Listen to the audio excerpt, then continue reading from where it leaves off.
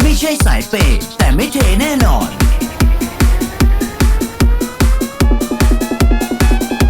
Welcome to DJ Coffee Remix. Dù lo nên nhỏ trâu to trông, dù lo ý thu tô mong, nhỏ trâu gì nên gió nhẹ. Đau nỡ cờ tê, chua gió qua lia qua tê, lo mua gió kê màu xua, bia ý nụ từ bôi nhua trời chua. Lo nên say trong tàu, xa trong thấu chỉ xa đã tu, xa nhu lo mùa chỉ xa gió nhẹ, gió kê tràn trề, chỉ một thứ một chi xa tàu, đi du du yêu tư chỉ bao, gió nhu gió mòn đứa gió đi cha cha yêu.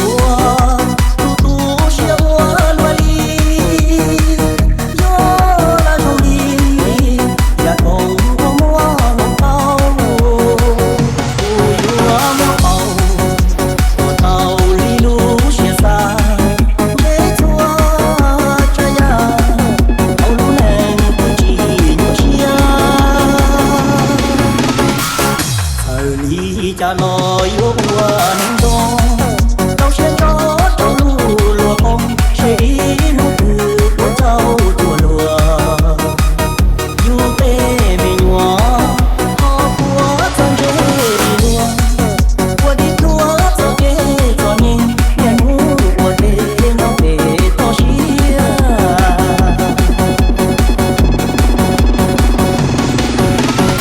One, two, three, let's go!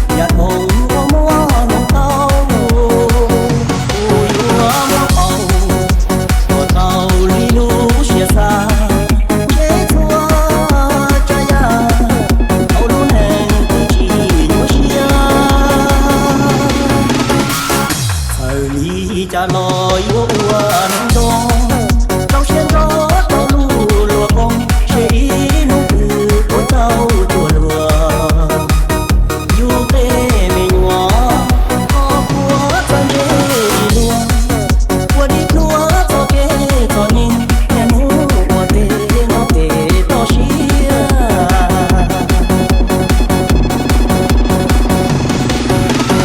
One, two, three, let's go!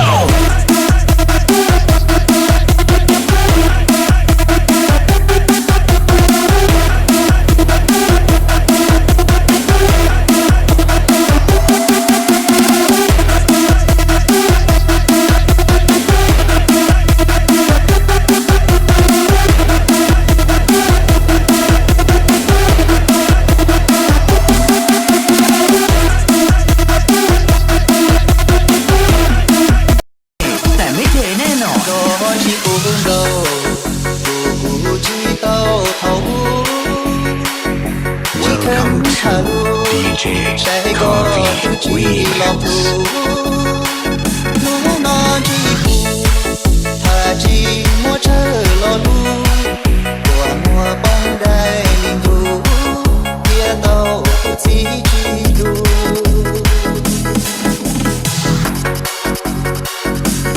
Hãy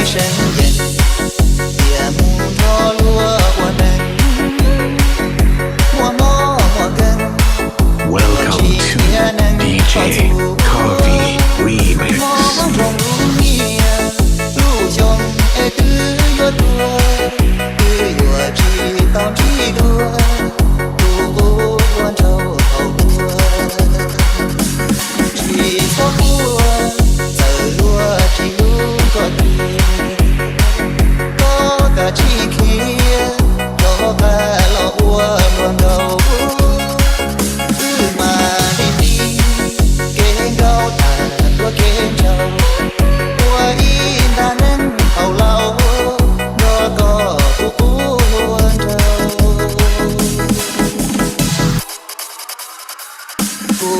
chân